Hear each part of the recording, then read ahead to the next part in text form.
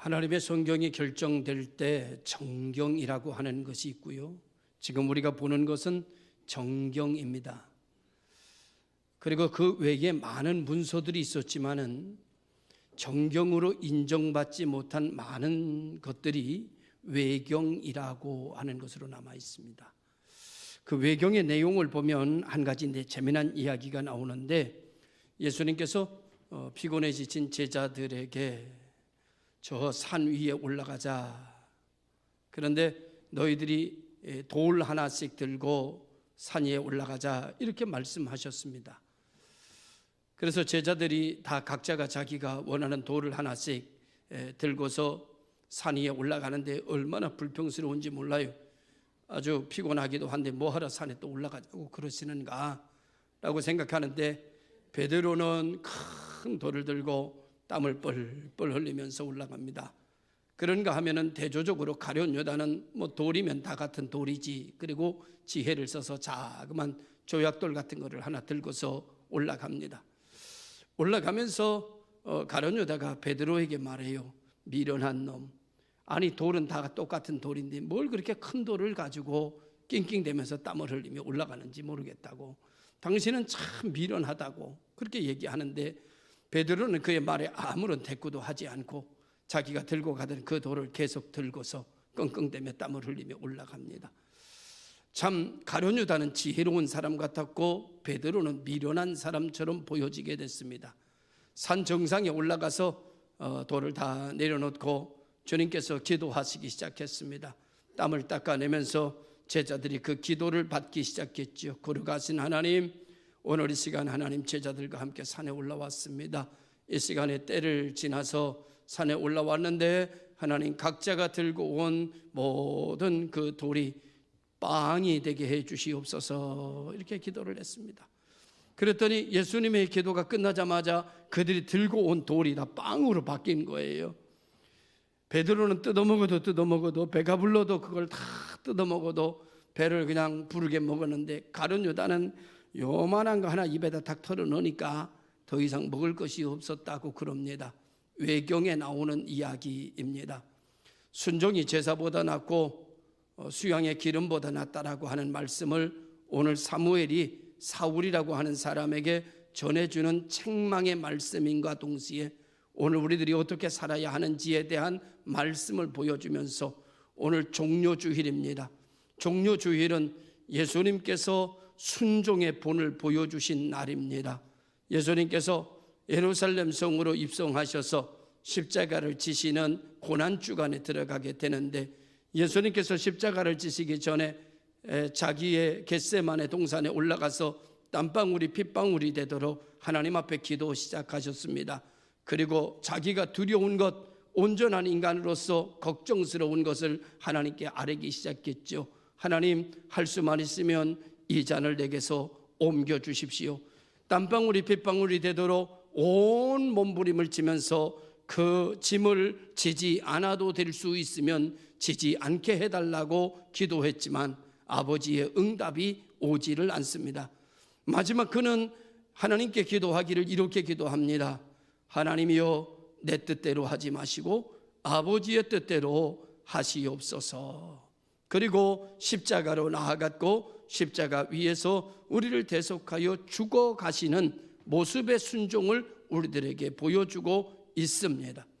이 순종을 통하여 오늘 나타나는 성경의 본문의 사울의 불순종과 비교해서 여러분들이 말씀을 들어본다면 아마 큰 은혜가 될 수 있을 거라고 믿습니다. 사람의 마음에는 세 단계의 자기의 마음, 다시 말하면 3단계의 자아가 있다고 그럽니다. 첫째는 본능적 자아입니다. 이 본능적 자아는 상당히 충동적인 성향을 가지고 있습니다. 그래서 충동적입니다. 어떤 때는 천국 같고 어떤 때는 금세 지옥 같은 것, 어떤 때는 금세 배부르다가도 언제 배 먹으면 금세 또 죽겠다고 말하는 자아, 그리고 이 충동적 자아는 화장실 들어갈 때와 화장실 나올 때가 다른 자아가 이 충동적 자아, 본능적 욕구입니다. 이런 욕구를 가지고는 우리가 실질적으로 어떤 일을 성취할 수가 없게 됩니다. 그래서 이 본능적, 충동적 자아는 어느 자아에 순종해야 되는가 하면 두 번째의 자아인 합리적 자아, 이성적 자아가 우리에게 있다고 합니다. 그래서 오늘 우리는 그 이성적 자아, 합리적 자아, 과학적 사고에 우리의 본능적 자아를 훈련시켜야 되고, 그것으로서 본능적 자아를 통제할 수 있을 때, 다스릴 수 있을 때 훈련이라고 하는 것이 가능하게 되는 것이죠. 그래서 오늘 우리가 예배 드리는 것도, 우리가 밥 먹을 때 젓가락을 하는 것도, 이거 다 이거 배운 겁니다. 다 훈련을 통해서, 연단을 통해서, 반복을 통해서 만들어진 것이지요. 그래서 우리는 젓갈로 이렇게 밥을 잘 먹습니다.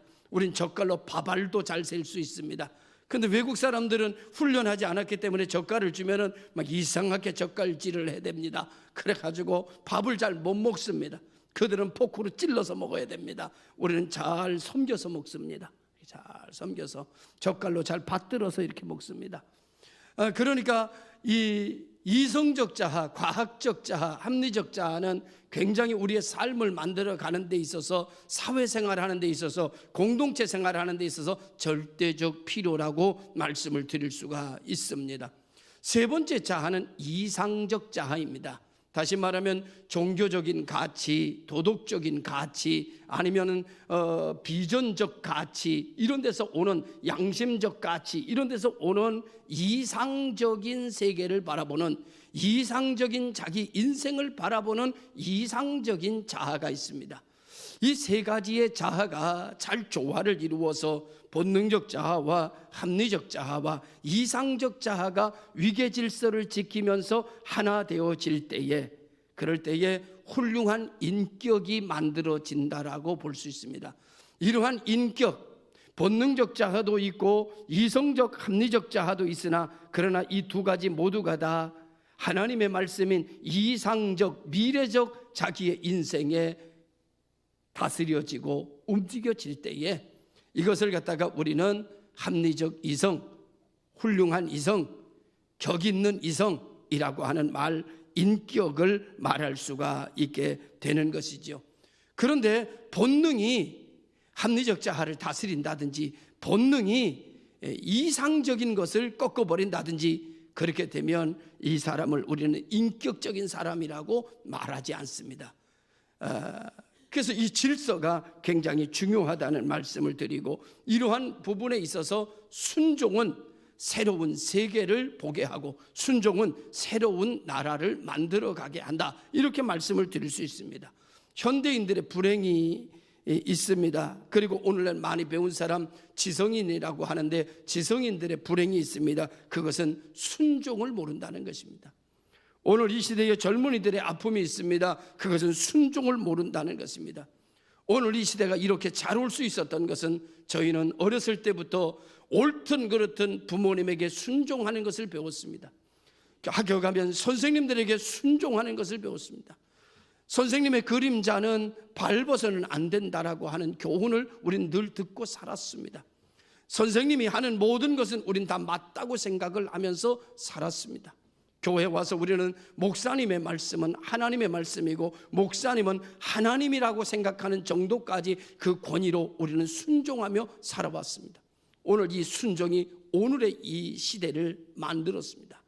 오늘의 많은 지성인들과 오늘의 많은 사람들의 순종을 잃어버린 이 많은 사람들 때문에 사회는 더 혼란해지기를 시작하고, 순종을 모르는 것 때문에 시대는 무너져가는 시대가 되어져 가고 있고, 관계는 끊어져 가는 관계가 되어지고 있는 것을 우리는 아니라고 말할 수가 없을 것입니다.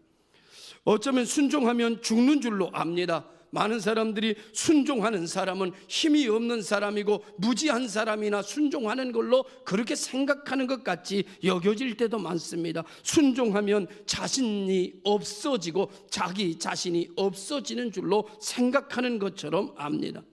자아가 모멸되는 줄로 착각하고 있습니다. 그래서 어쨌든 무슨 의견이든 반대부터 하고 나야 자기가 살아나는 줄로 생각하는 시대인 것처럼 여겨지기도 합니다. 예스 하면 못 사는 줄 압니다. 노 해야 사는 줄로 착각을 하고 살아갑니다. 무조건 자기 의견을 내세워야 자기의 존재감을 여겨진다고 생각하는 시대인 것 같이 여겨지기도 합니다. 사랑하는 성도 여러분, 정말 그럴까요?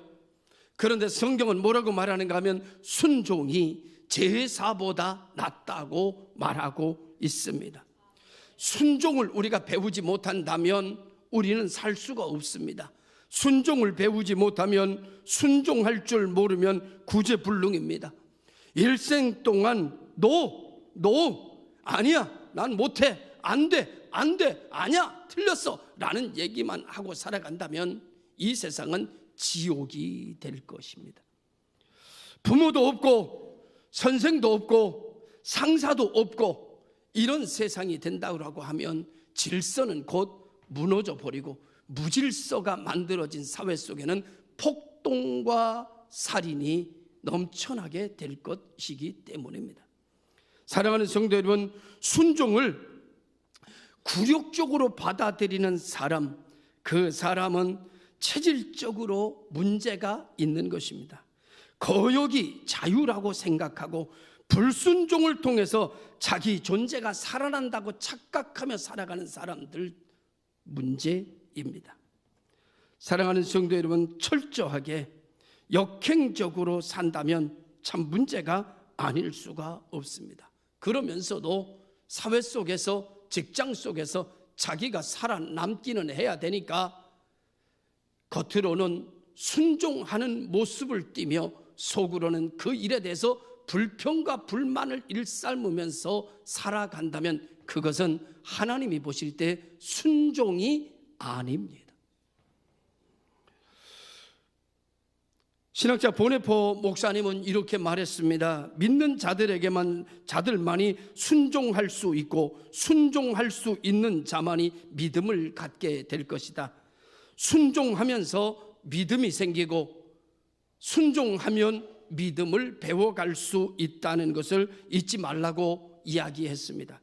오늘 본문에 나타나는 사울 왕이라고 하는 사람은 유달리 키가 큰 사람이었고 그리고 아버지에게 순종하는 사람이었습니다. 어느 날 나귀를 잃어버렸을 때 그 어린 사울이라고 하는 아들이 그 나귀를 찾겠다고, 아버지의 나귀를 찾겠다고 여러분 사흘 동안 여러분이 헤매다가 돌아왔던 순종하는 사람이었습니다. 누구보다도 멋진 사람이었고 누구보다도 큰 사람이었고 누구보다도 아름다운 사람이었습니다. 그는 순종하는 사람이었습니다.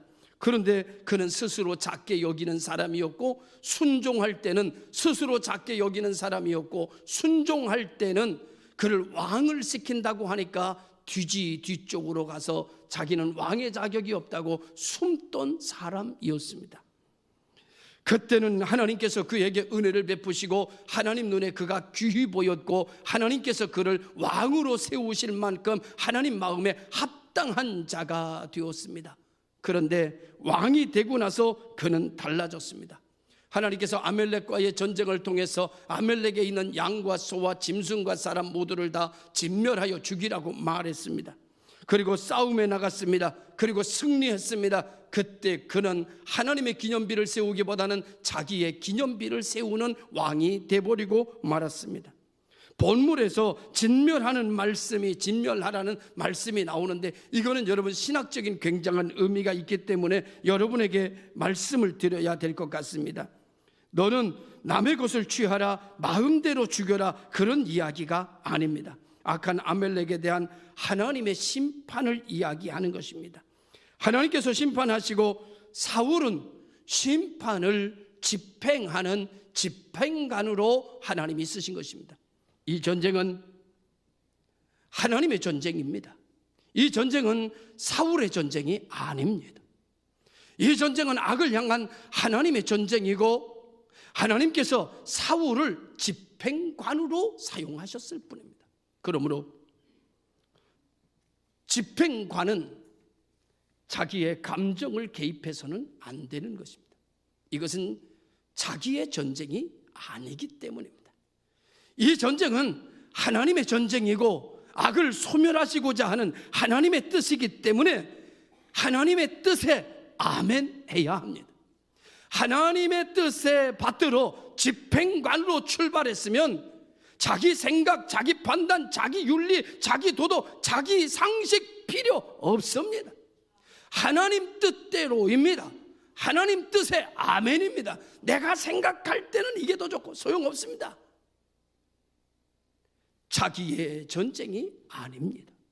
이 전쟁은 하나님의 전쟁입니다. 생각하기에 따라서 사울은 자기의 전쟁으로 보았겠죠. 오늘 우리들의 삶은 내 인생이 아닙니다.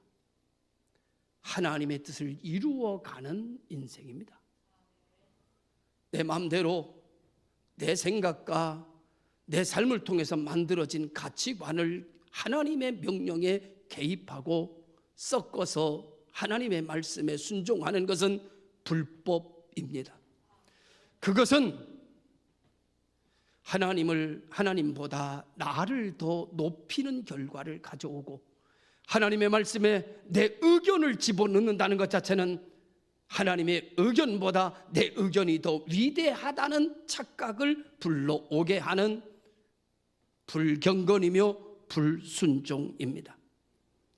여러분, 하나님께서 왜 몸소 유황불로 멸하시지 않고 사울을 통해 진멸하라고 그렇게 말씀하셨는가 하면, 소돔과 고모라 성은 유황불로 진멸하셨는데 여기도 유황불로 그냥 망하게 하시면 되는데 하나님이 집행관을 세워서 왜 사울을 통해서 이 아멜렉을 멸하라고 말씀하셨는가 하면 큰 뜻이 있습니다.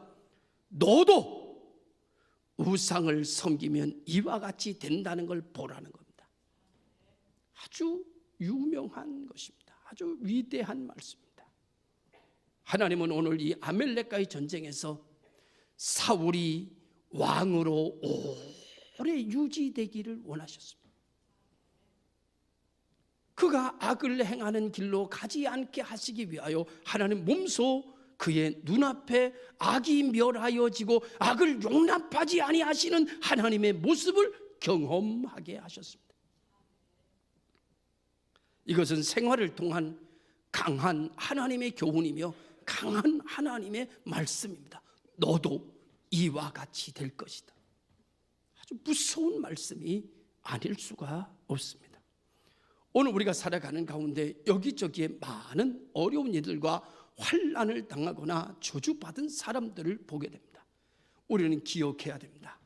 너도 이와 같이 될 수 있다.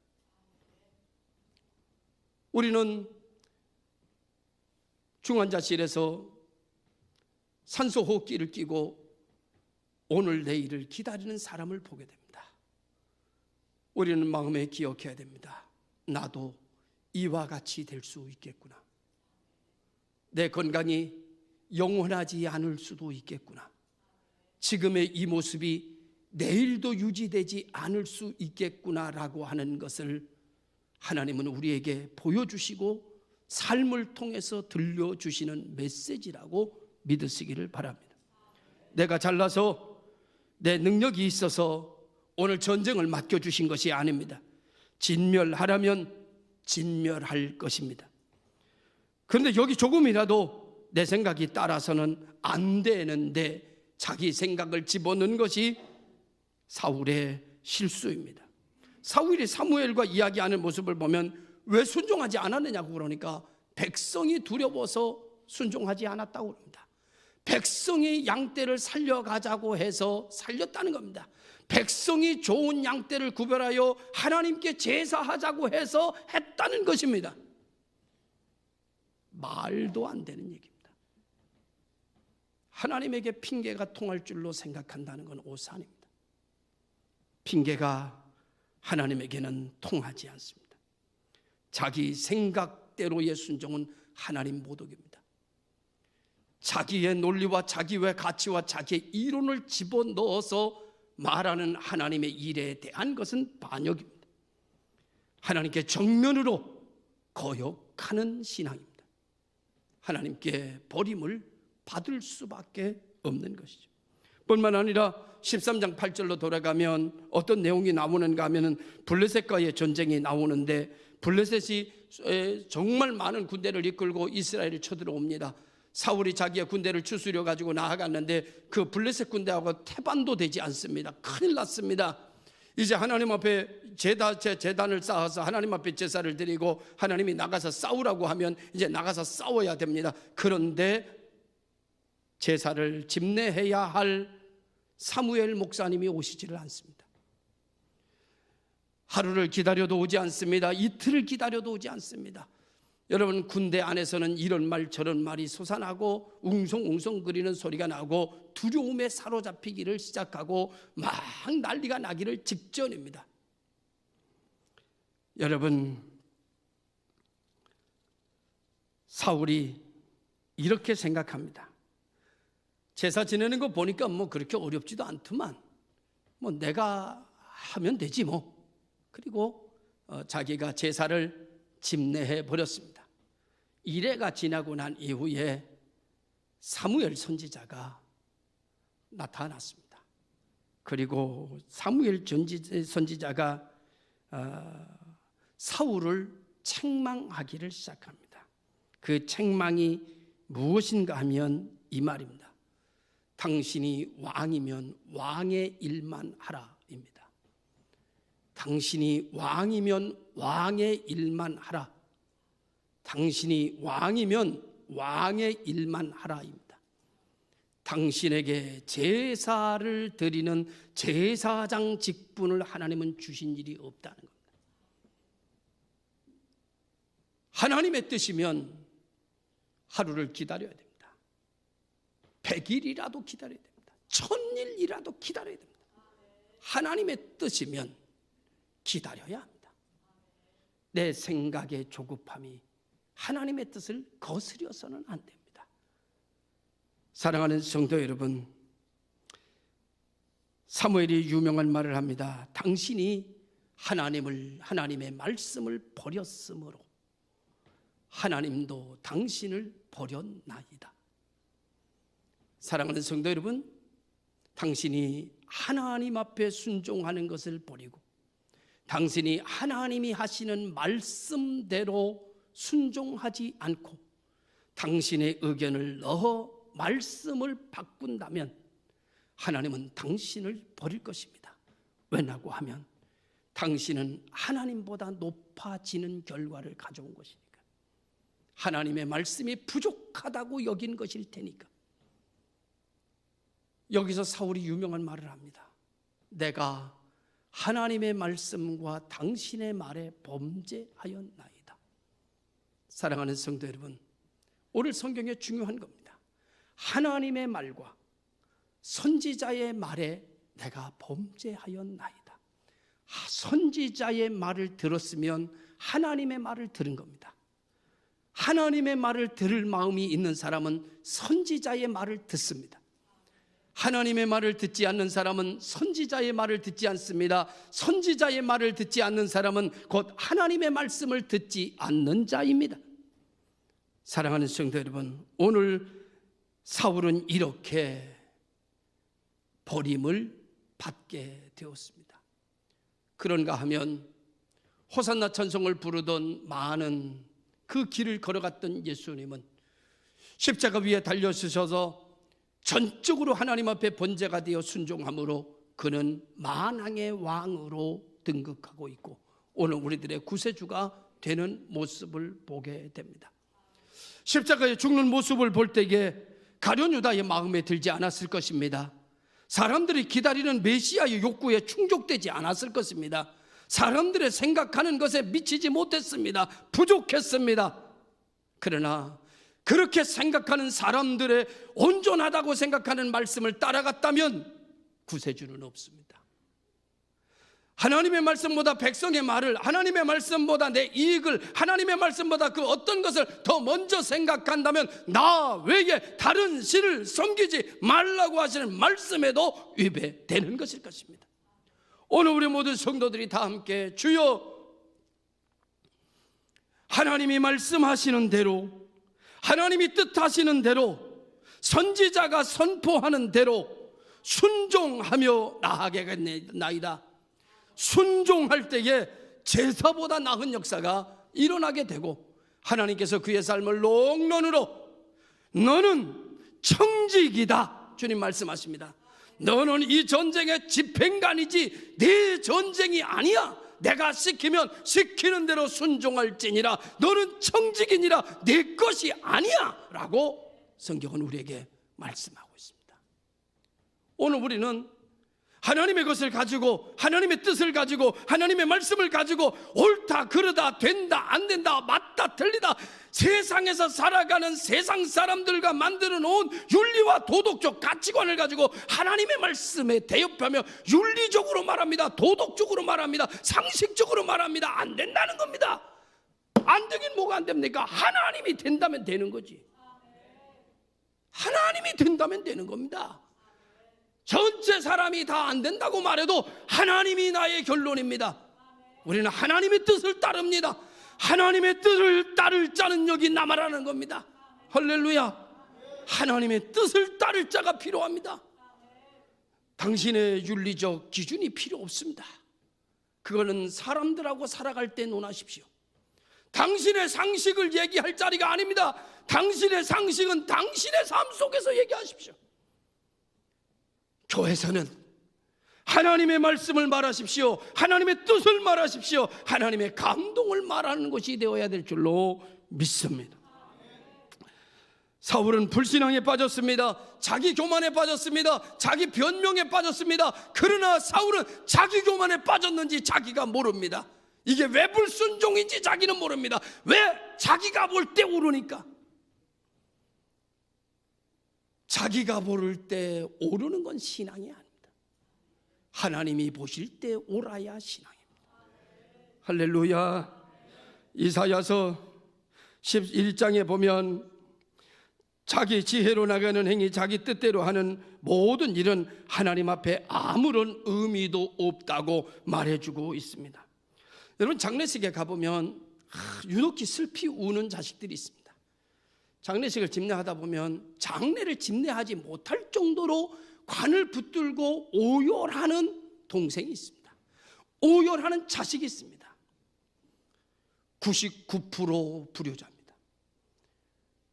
99% 부모님 살아 계실 때 잘못한 자식들입니다.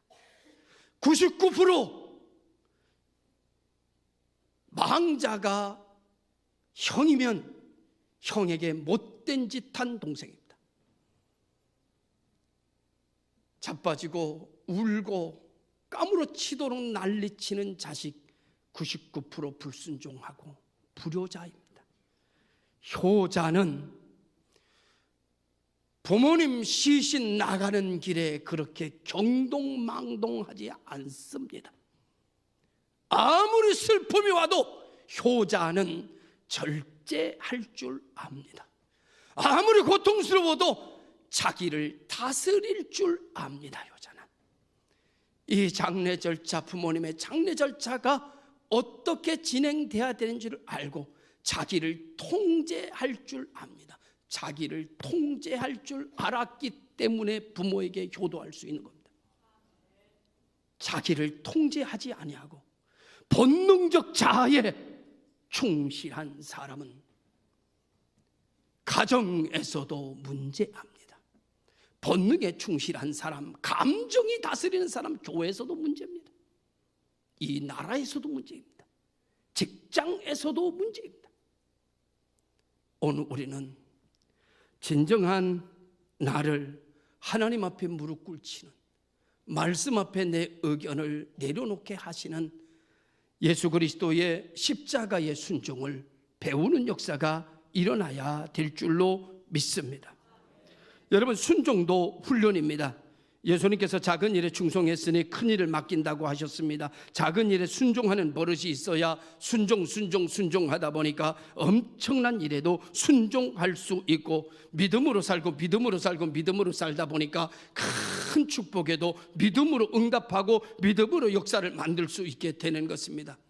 저는 지난번에 인천에 부흥회 갔는데 금요일에도 말씀을 드렸습니다마는 한 목사님이 그 부흥회하는 교회 목사님이 부흥회 너무 좋다고 주변의 목사님들을 초대했고 그 교회도 부흥회를 좀 하라고 권면하는 가운데 목사님 여럿이 왔습니다. 그리고 부흥회 참석하기 전에 티타임을 가지고 이렇게 이야기하는데 한 목사님이 이렇게 이야기합니다. 제 이야기를 좀 듣더니 저도 목사님하고 같다고 그럽니다. 그래서 제가 우리 교회를 소개하기에 이렇게 소개했습니다. 제가 부임했을 때 싸우던 교회로, 소문난 교회입니다. 싸우는 교회로. 두 번째로는 빚 많은 교회로 소문났습니다. 세 번째, 요즘은 그럼에도 불구하고 살아남은 교회로 소문나고 있습니다. 앞으로 네 번째는 부흥한 교회로 소문이 날 것입니다. 할렐루야. 그렇잖아요. 우리 다 알잖아요. 전에는 모르지만 제가 왔을 땐 싸우는 교회였습니다. 그 다음에 건축하고 난 다음에 빚 많은 교회였습니다. 그리고 지금 우리 교회는 살아남은 교회입니다. 이제 우리 앞으로는 부흥하는 교회가 될 것입니다. 할렐루야. 믿으시길 바랍니다. 그랬더니 말이죠, 우리도 그렇다는 거예요. 그러면서 하신 말씀이 교회를 개척하고 부임을 한 개척이 되는데 얼마나 싸우는지, 도대체 정말 이렇게 싸우기도 힘들겠다 생각이 들 정도로 싸우더래요. 그 다음에 이제 교회를 옮겨야 되겠다 생각을 하니까 싸우던 교인이 떠나기도 하고 뭐 이쪽저쪽 하면서 교인이 좀 줄어들기도 했는데 교회를 옮겨야 되겠다는데 딱 보니까 100평짜리가 마음에 딱 들더래요. 예배당이 100평짜리가 건물을 사는데, 그래서 그 얼마냐고 물어보니까 부동산 업자한테 물어보니까 7억 5천 달라고 그러더래요. 그러면서 목사님 다녀봐야 이만한 건물 없습니다. 계약합시다 그러더래요. 그래서 계약은 해야지요. 그리고 얼마 계약해야 돼요? 그랬더니 그냥 있는 대로 주세요 그러더래요. 그래서 목사님이 호주머니를 주면 1,000원짜리가 하나 있더래요.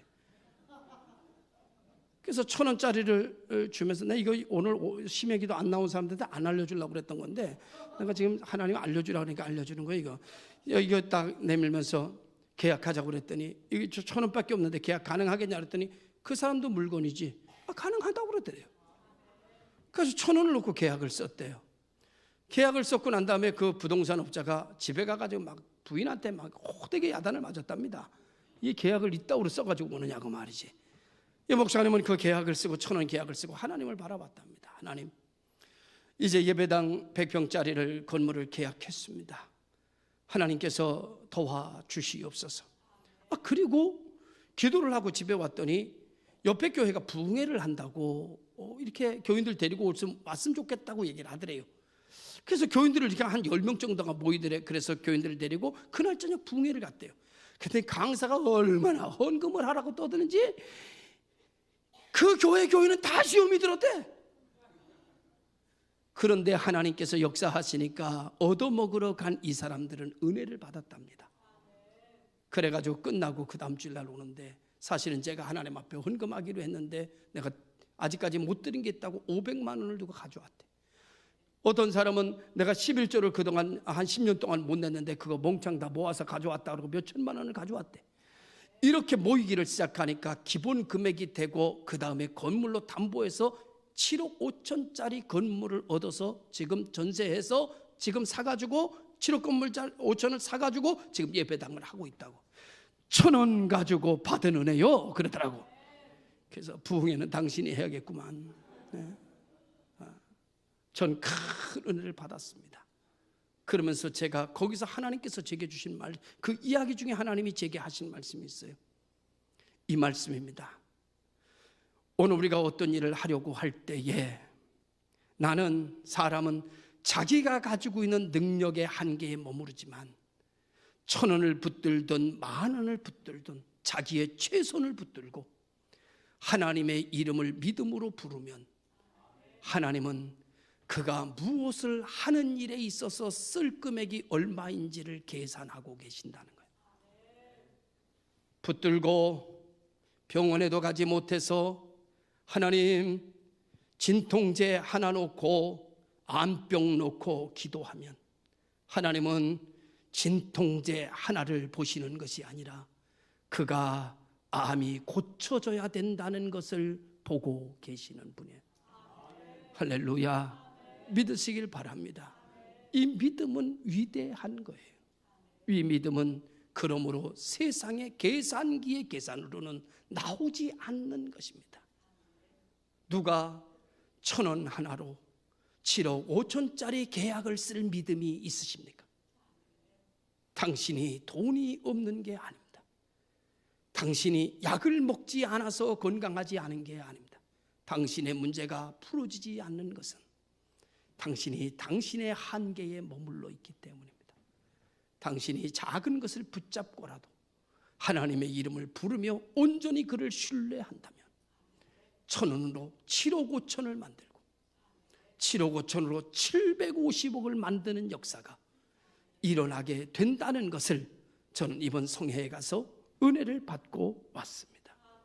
사랑하는 성도 여러분, 순종도 훈련입니다. 순종 하던 사람이 큰 일에도 순종하지.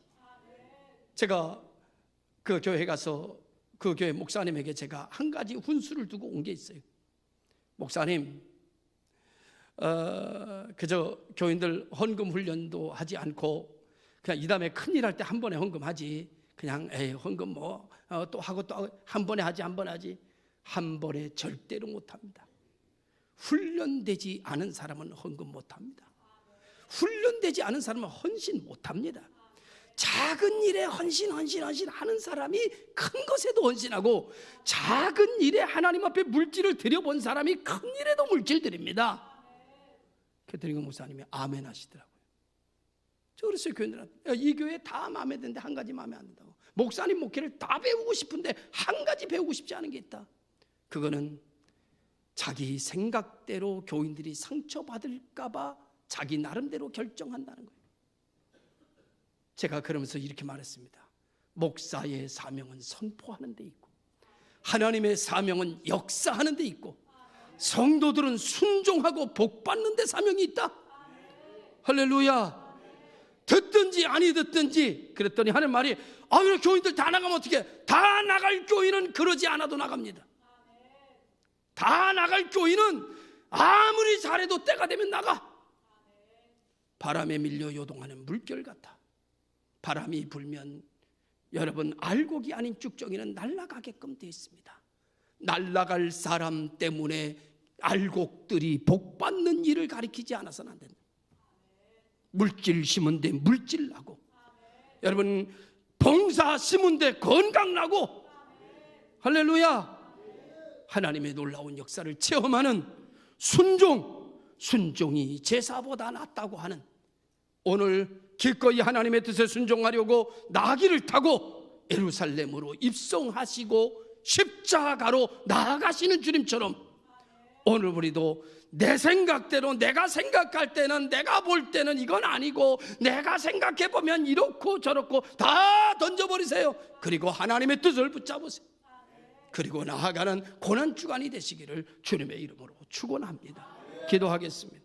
참 좋으신 아버지 하나님, 감사합니다. 내 뜻이 하나님의 뜻에 아버지 하나님 스며들지 않게 하여 주옵소서.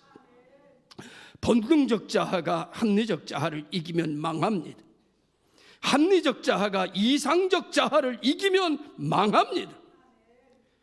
이상적 자아가 합리적 자아를 이기고, 합리적 자아가 본능적 자아를 절제시킬 때 삽니다. 주여, 오늘 우리가 하나님의 일을 내 뜻대로 생각하지 않게 하여 주옵소서. 하나님의 뜻은 하나님의 뜻대로, 하나님의 말씀은 하나님의 말씀대로, 하나님의 말씀과 선지자의 명령을 기억하라. 하나님을 경배하라. 선지자를 신뢰하라. 그리하면 내가 형통할 것이다. 말씀하여 주셨사오니, 오늘 우리 모든 성도들이 1,000원을 가지고도 하나님을 부름으로 역사를 만들어가는 이 시대에 제사보다 나은 종들이 되게 하여 주옵소서. 예수님의 이름으로 기도드립니다.